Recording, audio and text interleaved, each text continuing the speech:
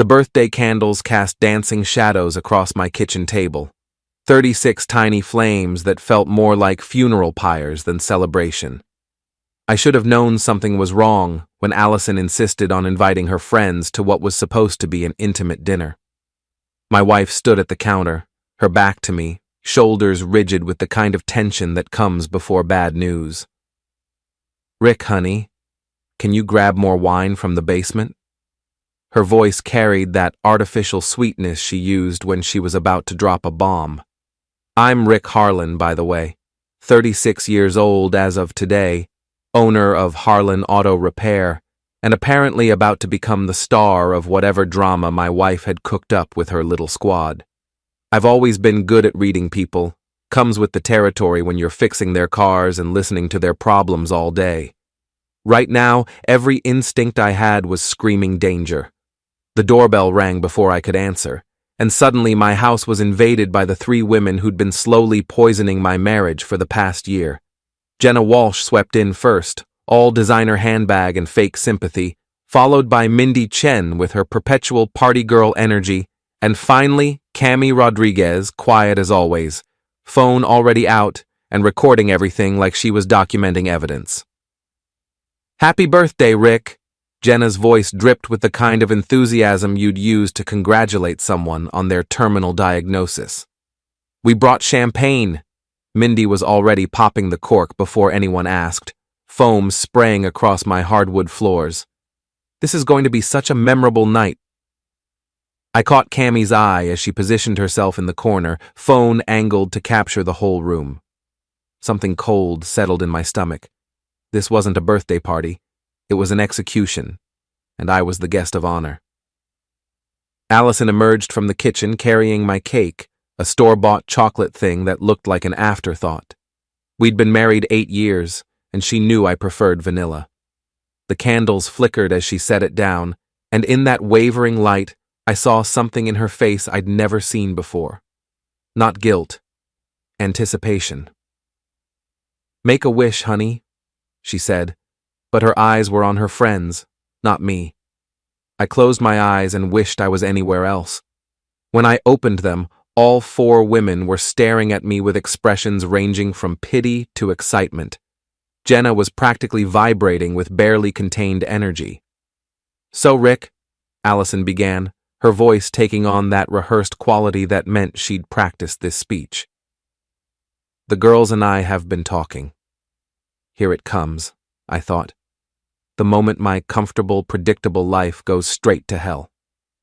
"We've been discussing relationships, and what makes people compatible, and—" She glanced at her friends for support. Jenna nodded encouragingly. "Well, my friends and I decided you're not my type anymore. I think I should go back to my ex." The words hit me like a physical blow. Not because I was shocked, I'd suspected something was wrong for months, but because of the casual cruelty of it.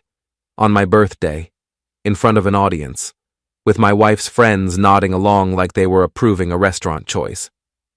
"Your friends decided," I repeated slowly, letting the words hang in the air. "All of you, together, like a committee vote." "It's not like that," Allison started, but Mindy cut her off. "Actually, it kind of is. We've been telling Allie for months that she could do better. She deserves someone more ambitious, more exciting. Someone like Brett Daniels," Jenna added with a smirk. "You remember Brett, don't you, Rick? Allison's ex from college, the one with the real estate empire?" I remembered Brett. Slick hair, expensive suits, the kind of guy who called everyone buddy and meant it as an insult. I also remembered seeing his Mercedes in my driveway last Tuesday afternoon when I came home early from work. "Ah," I said, standing up and brushing cake crumbs off my jeans. "So this is where we pretend I don't know you've been cheating with him for the past 3 months." The room went dead silent. Allison's face went white, then red, then white again.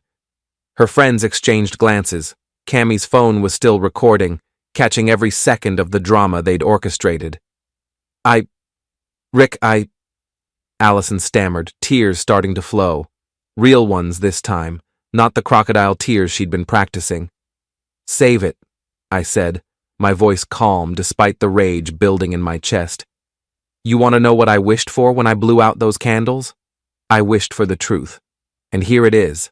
My wife's been screwing her ex-boyfriend and needed her little cheerleading squad to give her permission to leave me. On my birthday." Jenna stood up, all righteous indignation. "You don't have to be cruel about it, Rick. Allison was trying to be honest with you." "Honest?" I laughed, and it came out darker than I intended. Honest would have been telling me before she started spreading her legs for Brett in our bed. Honest would have been divorce papers, not a public humiliation party. "Rick," Allison sobbed. "Please, don't what? Don't tell the truth? Don't point out that your friends have been planning this little intervention for months while you've been playing house with your ex?" I looked each of them in the eye, one by one.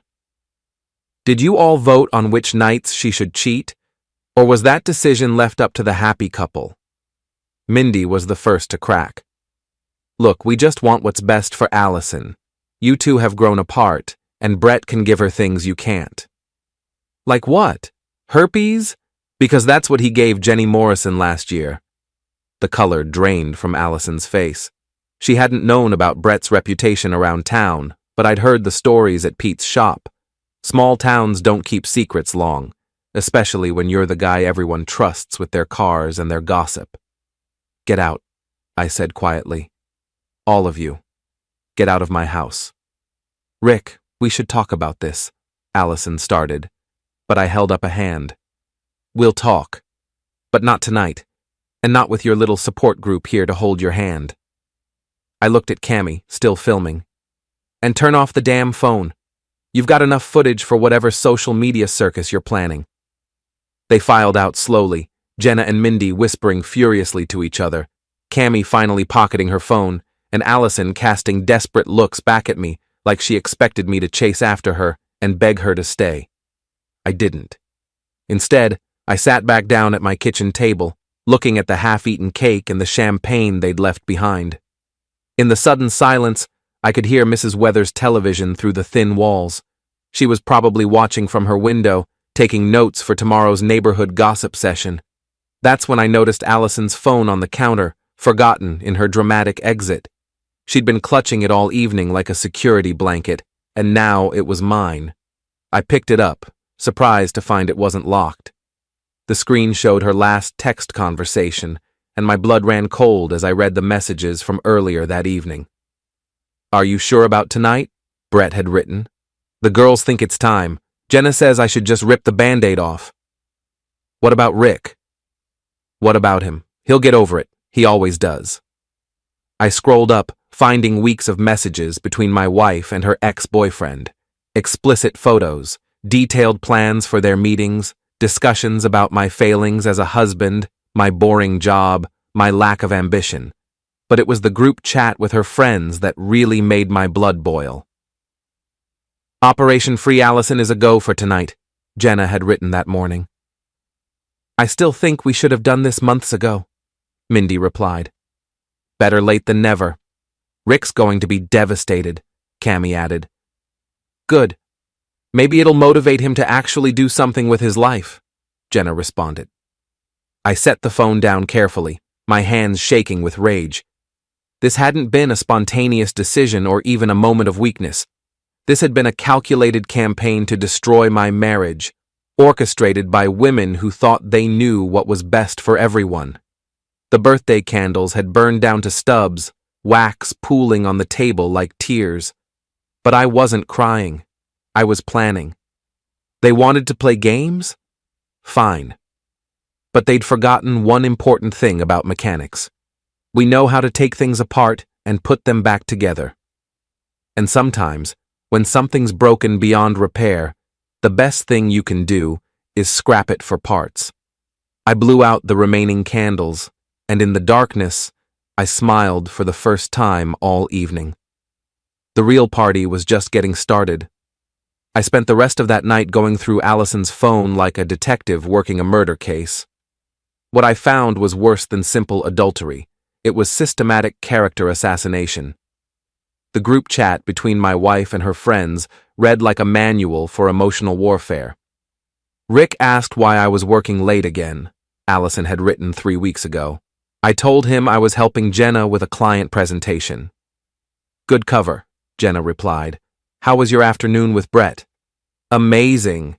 He took me to that new hotel downtown, the penthouse suite. Did you get pictures? This from Cammy, always the documentarian. A few. Rick would die if he saw them. Maybe he should, Mindy chimed in. Might wake him up to what he's losing. I scrolled through months of messages, each one a fresh knife twist. They'd been documenting my marriage's destruction like it was entertainment. Every fight Allison and I had, every moment of distance between us, every small failure on my part had been dissected and analyzed by this tribunal of judgment, but it was the videos that really got to me. Cammy, apparently, had a hobby of secretly recording people during their most vulnerable moments.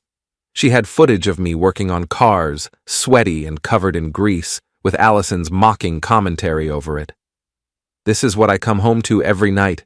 Isn't it romantic? There were videos of me sleeping, of me watching TV, of me trying to have serious conversations with my wife while she texted her friends about how boring I was. I was a zoo animal in my own home, and I hadn't even known it. The worst part? The video from last Tuesday. I'd suspected Allison was having someone over while I was at work, but seeing the proof was different. Brett Daniels, in my living room, on my couch, with my wife. But it wasn't just the sex that bothered me. It was the conversation afterward. When are you going to tell him? Brett asked, lighting a cigarette in my non-smoking house. Soon. The girls think his birthday would be poetic. Seems cruel, even for you. Allison laughed, and the sound was like breaking glass. Rick doesn't do subtle. If I don't make it dramatic, he'll just pretend everything's fine and try to work through it. This way, there's no going back. And you're sure about us? As sure as I can be. You're everything he's not. Successful, exciting, ambitious. The girls have been telling me for months that I settled when I married him. Brett stubbed out his cigarette on my coffee table, leaving a burn mark. What about the house? What about it? It's in both our names, but I can probably get him to sign it over. Rick's always been too trusting for his own good. I paused the video, staring at the burn mark on my coffee table. It was still there, a small scar I'd noticed but never questioned. Now I knew exactly how it got there. My phone buzzed, a text from Pete Morrison, my best friend and the owner of Morrison's auto shop where I'd worked before starting my own business. Heard about last night. Mrs. Weathers called my mom. You okay? I should have known the news would travel fast. Mrs. Weathers was the neighborhood's unofficial intelligence network, and Pete's mother was her lieutenant. By morning, half the town would know that Rick Harlan's wife had dumped him on his birthday. Fine, I texted back. Can we talk tomorrow? Come by the shop. I'll have coffee and sympathy ready. I set both phones aside and walked through my house, seeing it with new eyes. This place I'd called home for 5 years was just a stage set for my wife's deception. The bedroom where I'd slept next to a stranger, the kitchen where she'd planned my humiliation while making my breakfast, the living room where she'd entertained her lover while I was working to pay the mortgage. But I wasn't the same man who'd blown out birthday candles 12 hours ago. That Rick had been naive, trusting, willing to believe the best of people. This Rick had seen behind the curtain, and he didn't like what he found. I made a list, the same methodical way I approached any complex repair job. 1. Document everything. 2. Understand the full scope of the damage. 3. Identify the key players. 4. Plan the repairs. 5. Execute with precision. By dawn, I had copied every photo, video, and text message from Allison's phone to a secure drive. I'd also done some research on Brett Daniels, using the kind of internet detective skills you pick up when you're trying to source rare auto parts. Brett's real estate empire wasn't as solid as he pretended. He was leveraged to the eyeballs, with 3 mortgages on his lake house and a reputation for cutting corners on his developments. More interesting, he had a pattern of relationships with married women. I found references to at least 2 other affairs in the past 3 years, both ending badly for the women involved. Jenny Morrison had been right about the herpes. According to the medical records, I definitely didn't hack from the county health department. Brett was a walking advertisement for penicillin.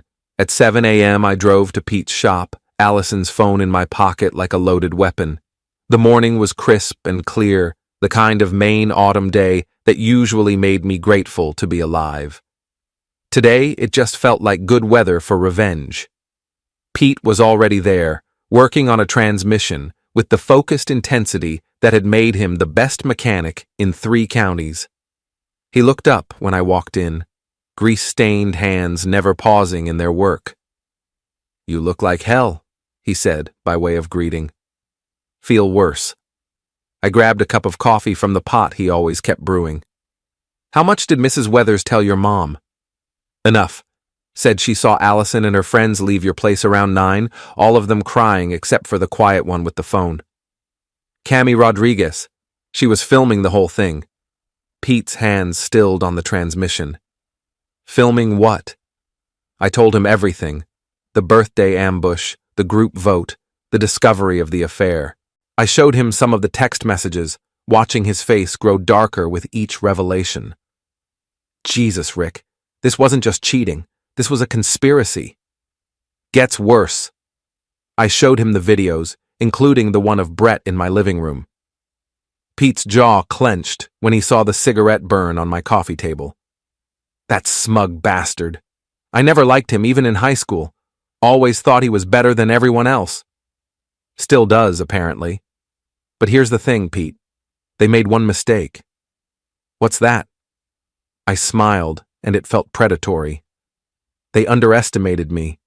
They think I'm just some boring mechanic who'll roll over and take whatever they dish out. They have no idea what I'm capable of when someone tries to destroy my life." Pete grinned back, understanding immediately. We'd been friends since childhood, and he knew my capacity for creative problem-solving when someone crossed me. "What do you need?" "Information, mostly, and maybe some help with a few projects. Nothing illegal, nothing that'll get us in trouble. But I want them to understand that actions have consequences." "What kind of projects?" I pulled out my notebook, showing him the list I'd made. "Brett's got that Mercedes he's so proud of, right? The one he drives around town like it makes him special?" "Yeah, silver S-Class. Parks it in the fire lane at the grocery store because he thinks rules don't apply to him." I was thinking it might benefit from some mechanical attention. Nothing permanent, nothing dangerous. Just educational. Pete's grin widened. "I like where this is going." "And Allison's friends, they love their social media, love being the center of attention. Might be interesting to give them exactly what they want." "You're going to expose them?" "I'm going to let them expose themselves.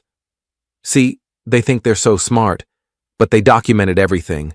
Every cruel comment, every manipulation, every moment of my humiliation. They handed me the ammunition to destroy them." Pete wiped his hands on a shop rag, giving me his full attention. "Rick, I'm all for payback, but you need to be careful. These aren't stupid people." "No, but they're arrogant people, and arrogant people make mistakes." I finished my coffee and stood up. "They want to play games with my life? Fine, but they're about to learn that I don't play fair." As I drove home, I passed Brett's lake house, the silver Mercedes gleaming in the driveway like a trophy. Inside, I could see movement. Probably Allison, already moved in and playing house with her upgrade. They thought they'd won. They thought the boring mechanic would just disappear quietly, maybe drink himself into depression or beg for reconciliation. They were about to discover how wrong they were. I had work to do. The next few days, I became a ghost in my own life. I went to work, fixed cars, made small talk with customers, all while planning the systematic destruction of the people who'd destroyed me.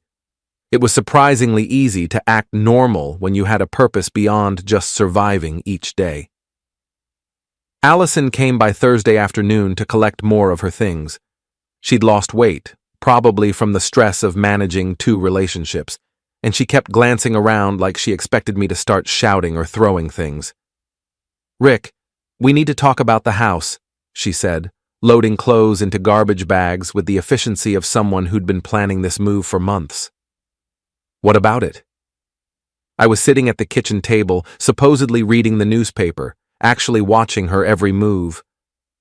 "I think it would be best if you signed your half over to me. I can refinance, take over the payments. It'll be cleaner for both of us." There it was, the financial component of her plan. She wanted the house, probably to sell it and split the proceeds with Brett for their new life together. "That's generous of you," I said mildly, taking on all that debt just to spare my feelings. She paused in her packing, trying to read my tone. "I know this is hard, Rick, but we both know this marriage has been over for a long time." "Have we? Because I thought we were just going through a rough patch. Turns out you were going through Brett Daniels." Her face flushed. "That's not fair." "Fair?" I set down the newspaper and looked at her directly. "You want to talk about fair? Fair would have been telling me you were unhappy before you started screwing your ex-boyfriend. Fair would have been marriage counseling instead of a tribunal with your friends. Fair would have been not humiliating me on my birthday for the entertainment of your little audience. The girls were just trying to help. The girls were trying to break up my marriage, and they succeeded. Congratulations to all of you." She finished stuffing clothes into the bag, her movements sharp and angry. "I'll have my lawyer draw up the paperwork for the house." "You do that. But Allison? You might want to get an STD test while you're at it. Brett's got quite the reputation around town." She went white, then red, then stormed out without another word. I watched from the window as she threw her bags into her car and peeled out of the driveway, tires squealing on the asphalt. Phase 1 complete. Now she'd be paranoid about Brett's fidelity, just like she'd made me paranoid about hers. Fair was fair. That evening, Pete and I met at his shop to work on our special project. He'd acquired Brett's Mercedes earlier that day, a simple matter of calling in a favor with Larry Hutchins, my cousin who worked for the county sheriff's department.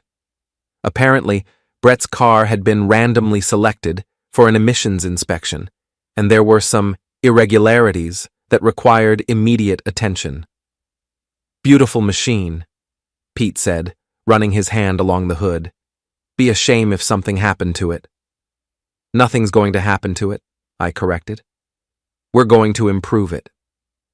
I'd spent hours researching the Mercedes computer system, finding exactly the vulnerability I needed. Modern cars are basically computers on wheels, and I'd always been good with computers. A few modifications to the dashboard display system, some creative rewiring of the horn, and Brett's pride and joy would become his public embarrassment. "Hand me that diagnostic cable," I said, sliding under the dashboard. "This is going to be beautiful." 2 hours later, we were done.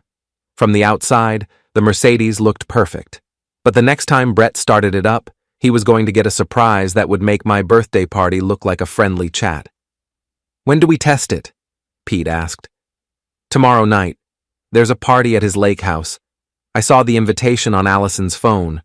All her friends will be there, probably celebrating their victory over the boring husband." "You're not actually going to crash the party, are you?" I grinned. "Not crash it. Just observe from a distance. Document the results of our handiwork." "Rick, that sounds like stalking." "It's research. I want to see their faces when they realize I'm not going quietly into that good night." Friday evening, I parked my truck in the woods about a quarter-mile from Brett's lake house, close enough to see the driveway but far enough away to avoid detection. The party was in full swing. I could hear music and laughter carrying across the water, the sound of people having the time of their lives at my expense. Brett's Mercedes sat in the driveway like a silver monument to his success. Around it were the cars of Allison's friends, along with a few others I didn't recognize. probably Brett's real estate buddies, here to celebrate his conquest of another man's wife. I settled in to wait, camera ready. At 10:30 p.m., the party started breaking up. I watched through my telephoto lens as guests stumbled out of the house, most of them drunk and loud. Jenna and Mindy were among the first to leave, both of them hugging Allison goodbye like they were sending her off to war instead of shacking up with her rich boyfriend. Cammy was the last of the friends to go, and I noticed she spent a long time talking to Allison by the door, probably getting the full debrief on how wonderful life was without boring old Rick. Finally, around 11 p.m., Brett and Allison emerged together. He was wearing khakis and a polo shirt, the uniform of men who peaked in college. She was in a sundress I'd bought her for our anniversary last year, and seeing her wear it for him felt like another small betrayal. Brett walked to his car with the swagger of a man who'd never faced real consequences for his actions. He held the door open for Allison, such a gentleman, then walked around to the driver's side. I held my breath as he turned the key. The Mercedes roared to life, and immediately the custom horn system I'd installed began blaring, "Cheater! Cheater! Cheater!" in a mechanical voice, loud enough to wake the entire lake community. The dashboard display, instead of showing the usual Mercedes logo, flashed, "Brett Daniels is a home wrecker," in bright red letters. Brett frantically tried to turn off the car, but I'd made sure the system would run for exactly 60 seconds before shutting down, long enough for everyone within a quarter mile to get the message. Through my camera lens, I watched Allison's face go from confusion to horror to rage. She was screaming at Brett, gesturing wildly at the car like it was his fault. Neighbors were coming out of their houses, drawn by the commotion. Someone was definitely recording this on their phone. Brett finally got the car shut off, but the damage was done. He stood there in his driveway, face red with embarrassment and rage, while Allison continued to berate him. I could read her lips. How could you let this happen? Like it was his fault that actions had consequences. I packed up my camera and drove home, whistling for the first time in weeks. Phase 2 was complete, and it had been even better than I'd hoped. But I wasn't done. Not even close. The next morning, I got a call from Cammy Rodriguez. "We need to talk," she said without preamble. "Do we? About what?" "About what you did to Brett's car. About what you're planning to do next. About what I know that you don't want anyone else to know." I paused, genuinely curious. "And what might that be?" "Meet me at the old drive-in theater tonight at midnight. Come alone." "Or what?" "Or I release the video of you breaking into Brett's car." I almost laughed. "Cammy, I hate to break it to you, but I never broke into Brett's car. I'm a licensed mechanic who was asked to perform an inspection by the county sheriff's department. Everything I did was completely legal." Silence on the other end. "Midnight," she repeated, and hung up. Interesting. Cammy thought she had leverage over me, which meant she didn't understand the game we were playing. She was still thinking like one of Allison's friends, trying to protect the group from consequences. But she'd made a mistake. She'd revealed that she was willing to negotiate, which meant she had something to hide. And if Cammy Rodriguez had secrets, I was going to find them. The old drive-in theater had been closed for 15 years, but the screen was still standing, a monument to a simpler time when entertainment didn't require destroying other people's lives for social media content. I arrived early, parking where I could see the entire lot. Cammy's car was already there, a little Honda Civic that screamed, "Responsible college graduate with student loans." She was sitting on the hood, phone in hand as always. "You came," she said as I approached. "You said you had something to tell me. I'm listening." She slid off the hood, suddenly nervous. "This has gone far enough, Rick. What you did to Brett's car was childish. What I did to Brett's car was justice. He destroyed my marriage. I embarrassed him in public. Seems like a fair trade." Allison was unhappy. Allison was manipulated by her friends into thinking she deserved better than the man who loved her. And you documented the whole thing like it was entertainment. Cammy flinched. The videos weren't my idea. But you made them anyway. You recorded my private moments, my conversations with my wife, my humiliation at that birthday party. You turned my pain into content. I'm sorry about that, really. But if you don't stop this revenge campaign, I'll have to show people what you're really like. I stepped closer, and she backed up against her car. What am I really like, Cammy? You're dangerous, obsessive. The way you've been planning all this, it's not normal. Not normal? I laughed, and the sound echoed off the old movie screen. You know what's not normal? Conspiring to destroy someone's marriage for entertainment, recording people without their consent, celebrating someone's pain like it's a victory. We didn't. You did. All of you. And now you're scared because you're realizing that actions have consequences. I pulled out my phone, showing her a screenshot of her own social media. Tell me, Cammy, does your boss at the marketing firm know about your little hobby? The secret recordings, the invasion of privacy? Her face went pale. You wouldn't. I wouldn't have to. See, the thing about documenting everything is that it creates evidence. And evidence has a way of surfacing at the worst possible times. What do you want? I want you to understand something. I'm not the victim anymore. I'm not the boring husband who'll just roll over and take whatever you dish out. I'm the guy who's going to make sure everyone knows exactly who you really are.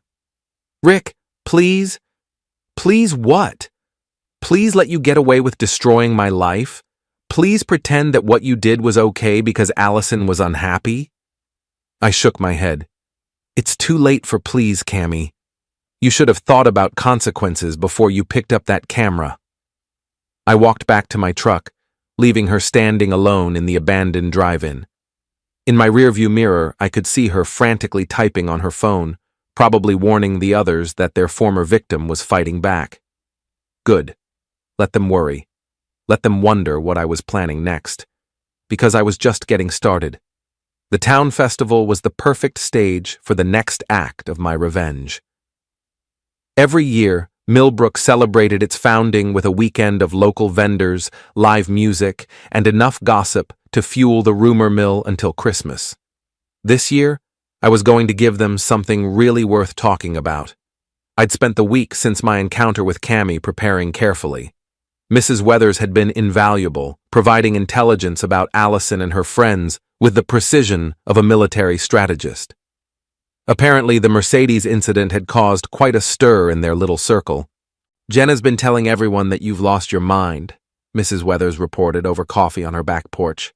Says you're stalking them, trying to sabotage Allison's happiness. And what does everyone else think? The elderly woman's eyes twinkled with mischief. Most folks think it's about time someone put that girl and her friends in their place.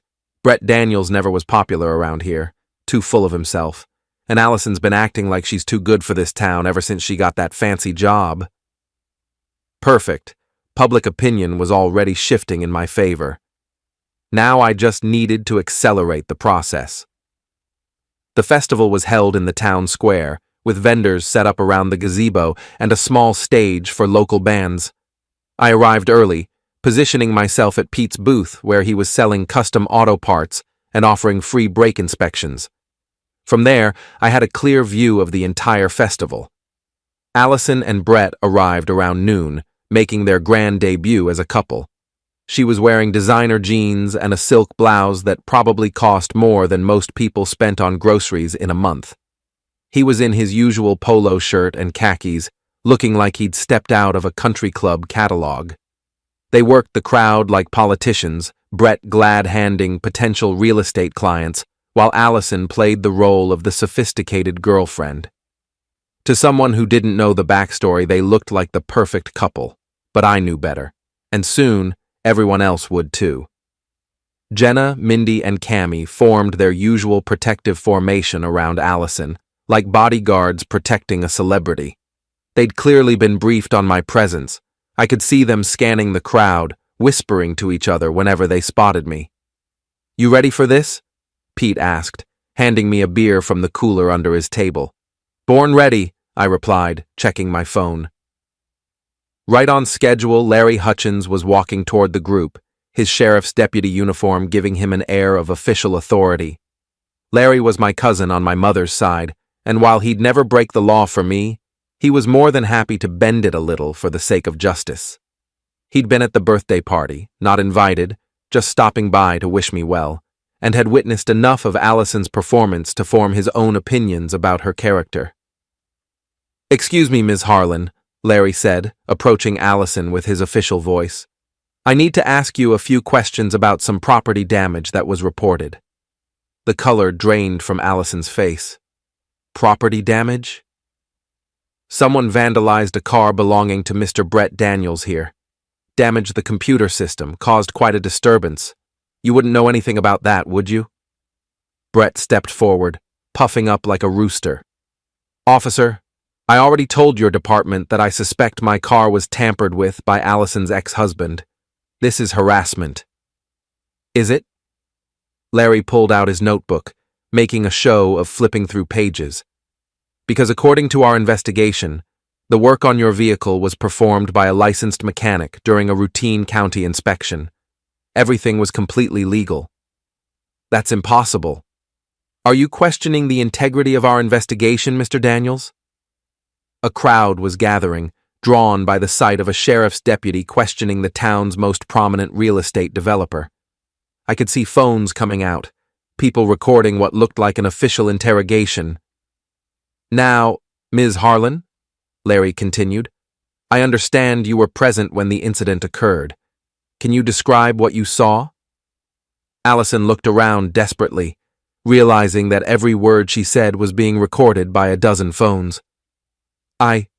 We were just leaving a party, and the car started making noise." "What kind of noise?" It was saying things. About Brett. About our relationship." "What kind of things?" Brett grabbed Allison's arm. "We don't have to answer these questions without a lawyer present." Larry smiled. "You're not under arrest, Mr. Daniels. This is just a friendly conversation. But if you'd prefer to continue this down at the station—" No, that's not necessary," Brett said quickly. The crowd was growing larger, and I could see Jenna, Mindy, and Cammy trying to push through to reach Allison. This was better than I'd hoped. They were making themselves part of the spectacle. "The car was calling him a cheater," Allison said quietly. "A cheater?" Larry wrote this down carefully. "And is that accurate?" What do you mean?" "Well, you're married to Mr. Rick Harlan, but you're here with Mr. Daniels. Would that make Mr. Daniels a cheater by definition?" The crowd murmured, and I could see the realization spreading through the gathered townspeople. This wasn't about vandalism. This was about adultery, betrayal, and public humiliation. Jenna finally reached Allison's side. "This is ridiculous. Allison and Rick are separated. She has every right to date whoever she wants." "And you are?" Larry asked. "Jenna Walsh. I'm Allison's friend and co-worker." "Ah, yes. You were at the birthday party where Ms. Harlan announced her intention to leave her husband. Several witnesses mentioned that." Jenna's face went red. "That was a private conversation. In a room full of people? With someone recording it on their phone?" Larry looked directly at Cammy, who was trying to hide behind Mindy. "Ms. Rodriguez, isn't it?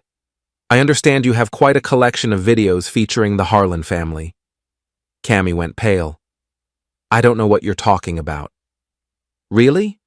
Because we've had reports of unauthorized recordings, possible invasion of privacy. That's a serious charge in Maine." "You can't prove anything," Mindy said, stepping forward to defend her friend. "Can't I?" Larry smiled.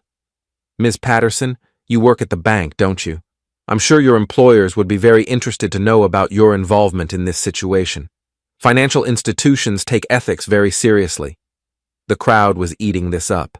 Small-town drama at its finest, with the added bonus of watching privileged people squirm under official scrutiny.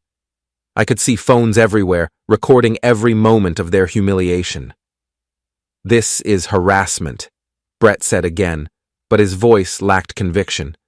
"No, Mr. Daniels, this is consequences. You see, when you destroy someone's marriage in a small town, people notice. When you humiliate a well-liked local businessman on his birthday, people remember. And when you think you're too important for the rules that govern everyone else, people get upset." Larry closed his notebook and looked around at the crowd. "Now, I'm not saying anyone here broke any laws, but I am saying that actions have consequences, and sometimes those consequences come in ways you don't expect." He tipped his hat to the crowd and walked away, leaving Allison and her group standing in the middle of the festival like actors who'd forgotten their lines.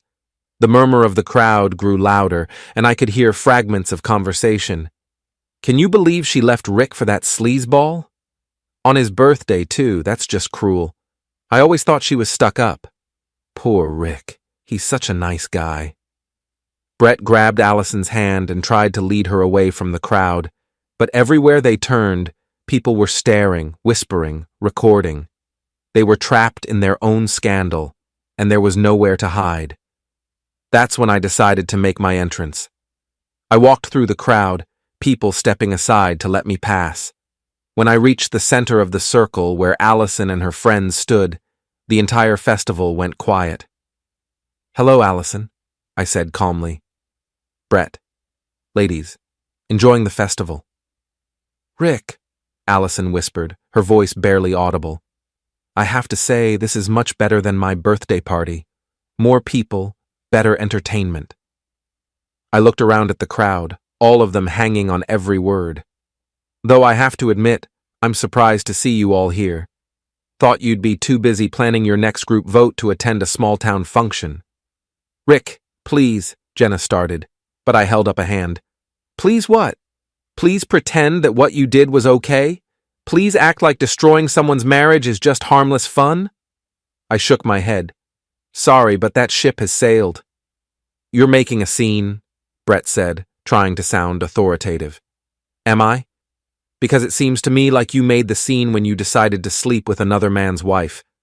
I'm just observing the results." The crowd chuckled, and Brett's face went red with embarrassment and anger. "You think you're so clever," Mindy said, stepping forward. "But everyone can see what you're really doing. This is pathetic." "Pathetic?" I smiled. "You know what's pathetic, Mindy? Spending your Friday nights planning other people's breakups, celebrating someone's pain like it's a victory, recording private moments for your own entertainment."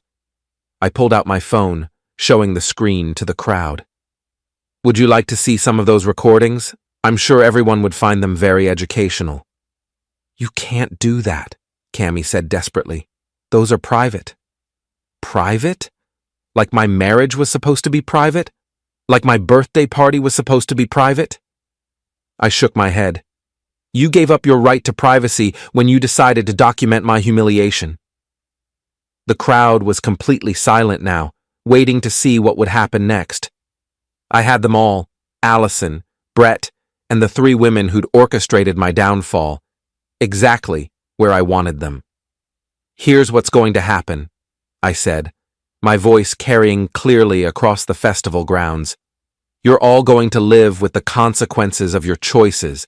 Every day, in this small town where everyone knows everyone, you're going to face the people whose lives you tried to destroy for your own entertainment." I looked directly at Allison. "You wanted excitement, adventure, something better than boring old Rick? Congratulations. You've got it. But excitement cuts both ways, and adventures don't always end the way you expect." I turned to walk away, then paused and looked back at the group. "Oh, and Allison, you might want to get that STD test. Brett's track record isn't as clean as his car used to be." The crowd erupted in laughter and applause as I walked away, leaving my ex-wife and her friends standing in the wreckage of their reputations. But I wasn't done, not even close. The real show was just beginning. The festival confrontation was just the opening act. Within hours, videos of the encounter were circulating through every social media platform in town. Millbrook drama was trending locally, and suddenly everyone had an opinion about Allison Harlan and her friends. But it was the phone call I received that evening that really set the final act in motion. "Rick, it's Cammy. We need to talk. Really talk this time." I was sitting on my back deck, enjoying a beer and the sound of my neighbors discussing the day's events over their own fence. Mrs. Weathers had already stopped by twice to share the latest gossip, and even she seemed impressed by how quickly public opinion had turned. "I'm listening," I said. "Not over the phone. Meet me at Morrison's Diner in an hour. And Rick, come alone and bring an open mind. There are things about this whole situation that you don't know." The diner was nearly empty when I arrived, just a few truckers and the night shift from the paper mill. Cammy was sitting in a corner booth, looking smaller and more vulnerable than I'd ever seen her. Her phone was face down on the table, a first. "Thank you for coming," she said, as I slid into the opposite seat. "You said there were things I didn't know. I'm curious." She took a deep breath, like someone preparing to jump off a cliff. "The affair, the birthday party, all of it. It wasn't Allison's idea." "Whose was it?" "Jenna's. She's been planning this for almost a year, ever since Allison got promoted at the PR firm." I leaned back, processing this information. "Why?" "Because Jenna wanted Allison's job. She's been with the company longer, has more experience, but Allison got the promotion because she's married, stable, represents the company's family values better." Jenna was furious. The pieces started falling into place. So she decided to destroy Allison's marriage to make her less stable. Exactly. She introduced Brett back into Allison's life at a company party, kept pushing them together, convinced Mindy and me that we were helping Allison find happiness. Cammy's voice was bitter. We were just pawns in her game. And the videos? Jenna's insurance policy. She wanted documentation of everything so she could control the narrative when it all came out. She planned to use them to show the company that Allison was having an affair, was unreliable, couldn't be trusted with major accounts. I stared at her, realizing the full scope of what had been done to all of us. Allison doesn't know. She has no idea. She thinks Jenna is her best friend, her biggest supporter.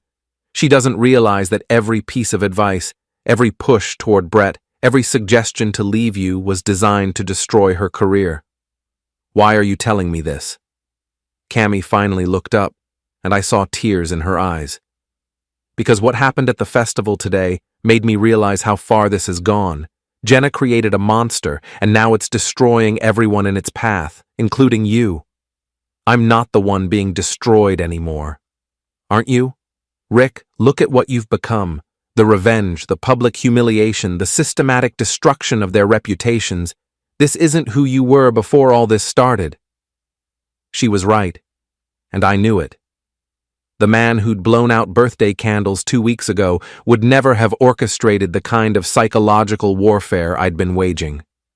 But that man had been naive, trusting, willing to believe the best of people. "What do you want from me, Cammy? Help me stop this. Help me expose what Jenna really did, what she's still doing. Because she's not done, she's planning something bigger." "Like what?"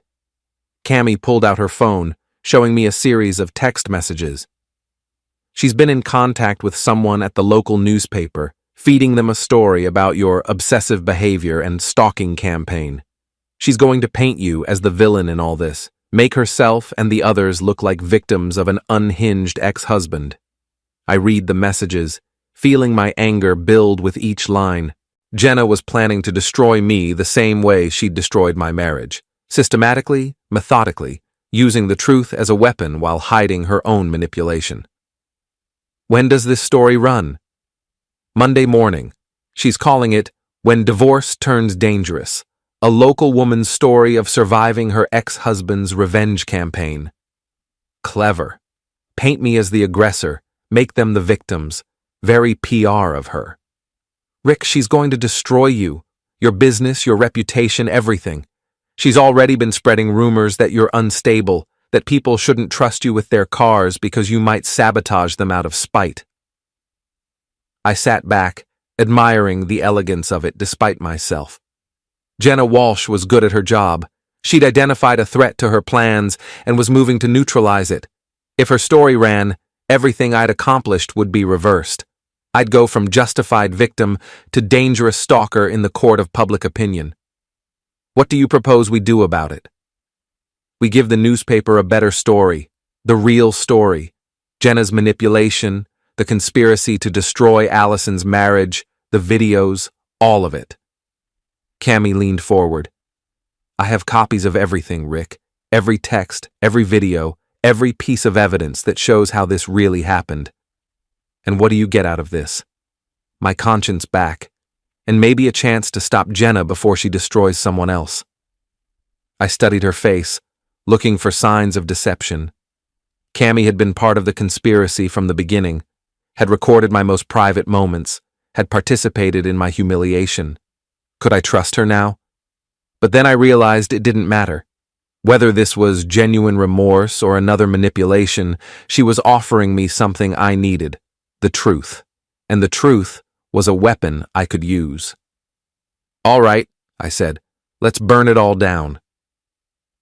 We spent the next 3 hours in that diner booth, going through every piece of evidence Cammy had collected. The scope of Jenna's manipulation was breathtaking. She'd been orchestrating events for months, pushing Allison toward Brett, while simultaneously documenting every step for her own purposes. Look at this, Cammy said, showing me a text thread from 6 months ago. Jenna convinced Allison that you were having an affair with a customer. What customer? Jennifer Martinez. She brought her car to your shop for regular maintenance, and Jenna saw her there one day. She told Allison that Jennifer was too attractive to just be a customer, that the way she looked at you was suspicious. I remembered Jennifer, married mother of 3, drove a minivan that needed constant work. The idea that I was having an affair with her would have been laughable if it hadn't been so destructive. Allison believed it. She wanted to believe it. Jenna had been planting seeds for months about how you were holding her back, how she deserved better. The affair accusation gave her permission to stop feeling guilty about her own feelings for Brett. And you recorded all this. Everything. Jenna insisted on documentation. She said it was to protect Allison if you tried to fight the divorce. But really, she was building a case file to destroy Allison's career. By the time we finished going through the evidence, I had a complete picture of how my life had been systematically dismantled by a woman I barely knew, for reasons that had nothing to do with me. I was collateral damage in Jenna's corporate power play. There's one more thing, Cammy said as we prepared to leave. Brett doesn't know about Jenna's real agenda either. He thinks he's in love with Allison, thinks they're going to have this great life together. He has no idea that he's just another pawn in her game. What happens to him when Jenna's done? She'll destroy him too. She's already been collecting information about his business practices, his other affairs, his financial problems. Once Allison's career is ruined and she gets the promotion, Brett becomes a liability. I walked Cammy to her car, my mind already working on how to use this information. Can you get me a meeting with the newspaper reporter? I think so, but Rick, once we do this, there's no going back. Everyone's going to know everything about all of us. Good. It's time for the truth to come out. As I drove home, I thought about the irony of the situation. I'd spent 2 weeks planning revenge against the people who'd destroyed my marriage, only to discover that they were victims too. Jenna Walsh had manipulated all of us, me, Allison, Brett, even her own friends, for her own selfish purposes. But that didn't change what needed to happen next. If anything, it made it more important. Jenna thought she was playing chess while everyone else was playing checkers. She was about to learn that some of us had been playing a completely different game all along. The final act was about to begin, and this time, I had all the pieces I needed to win. Sunday morning, I met with Sarah Chen, the investigative reporter from the Millbrook Gazette. Sarah was young, ambitious, and hungry for a story that would make her career. When Cammy and I laid out the evidence of Jenna's manipulation campaign, her eyes lit up like Christmas morning. "This is incredible," she said, scrolling through the text messages and videos on Cammy's phone. "A corporate conspiracy that destroyed multiple lives, documented in real time by the perpetrators themselves." "Can you have it ready by tomorrow?" I asked. "I'll work all night if I have to. This is going to be front page, maybe picked up by the state papers."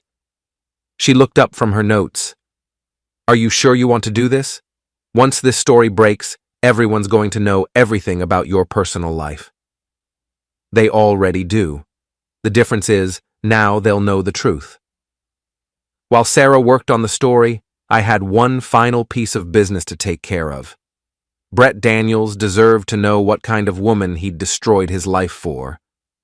I found him at his lake house, sitting on the deck with a beer and a stack of real estate contracts. He looked up when I approached, his face immediately shifting to defensive hostility. "What the hell do you want, Rick?" "To give you some information you need to hear." "I'm not interested in anything you have to say." "You will be."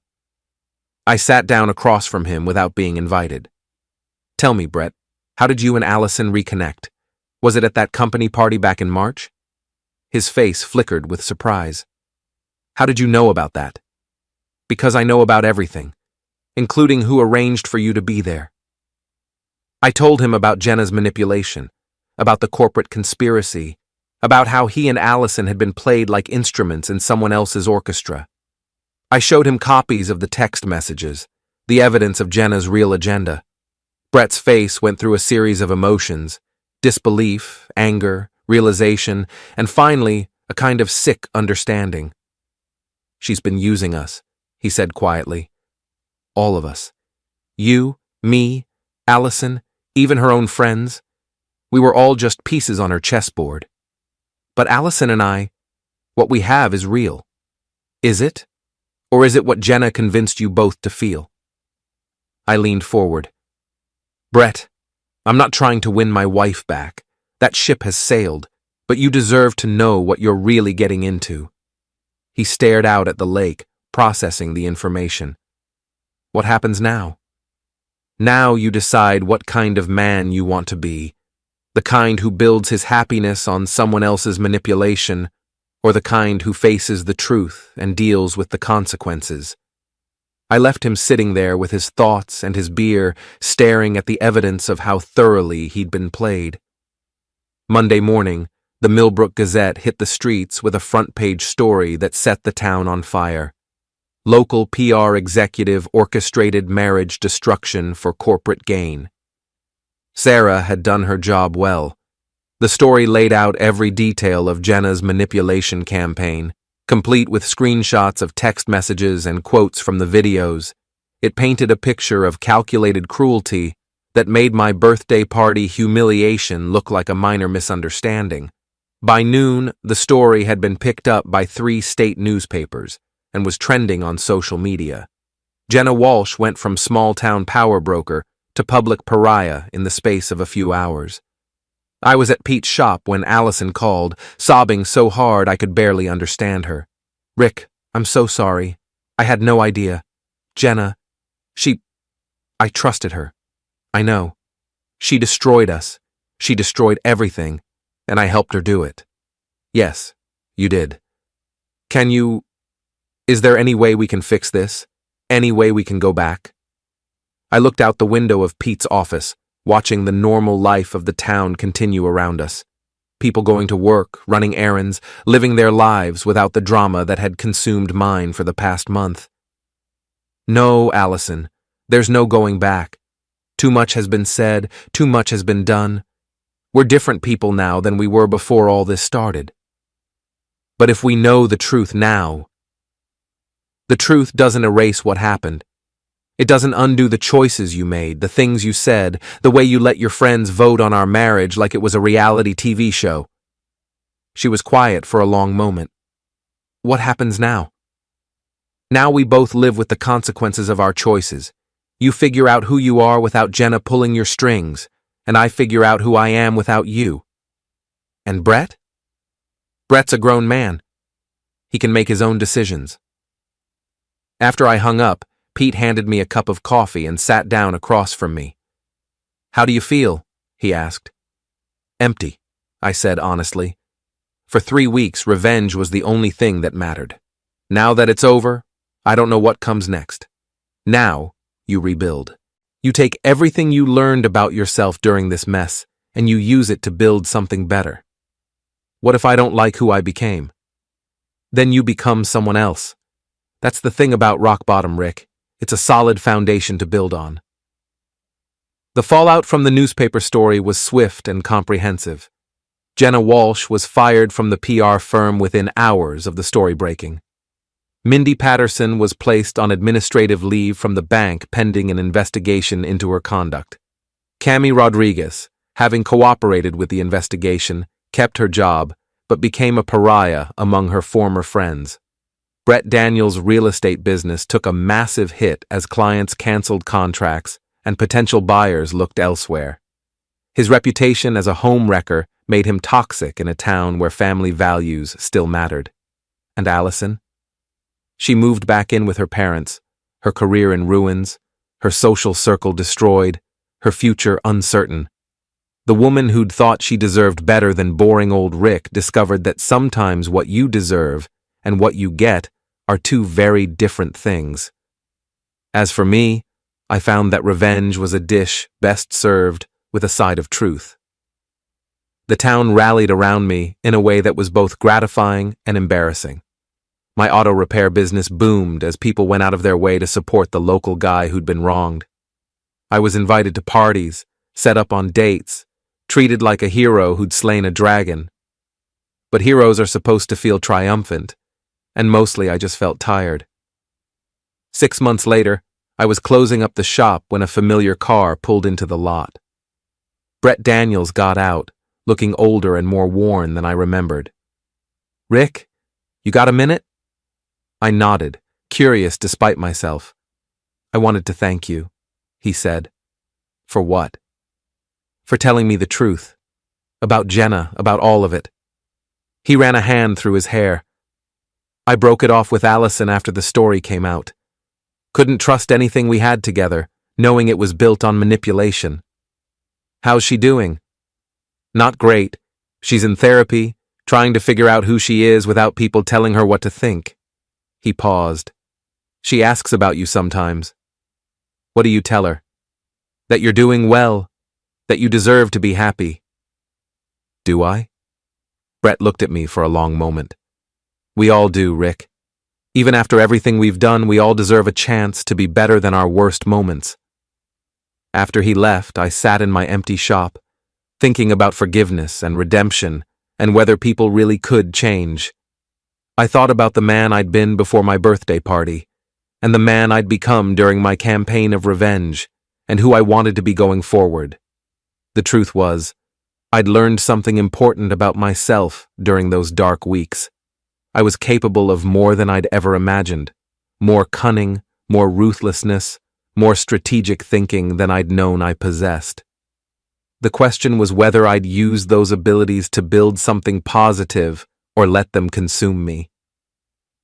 I locked up the shop and drove home to my empty house, where I made myself dinner and watched the news and went to bed alone. It wasn't the life I'd planned, but it was honest. It was mine. And for the first time in months, that felt like enough. 1 year later, I sold the house and moved to a small apartment above Morrison's Diner. I kept the auto shop but hired an assistant, giving myself time to pursue other interests. I started taking photography classes, began volunteering at the animal shelter, even went on a few dates with women who knew my story and didn't care. Allison moved to Portland, started over with a new job and a new therapist, and what she hoped was a new perspective on life. We never spoke again, but I heard through the small-town grapevine that she was doing better, learning to make her own decisions without a committee of friends to guide her. Jenna Walsh left Maine entirely, her reputation too damaged to rebuild locally.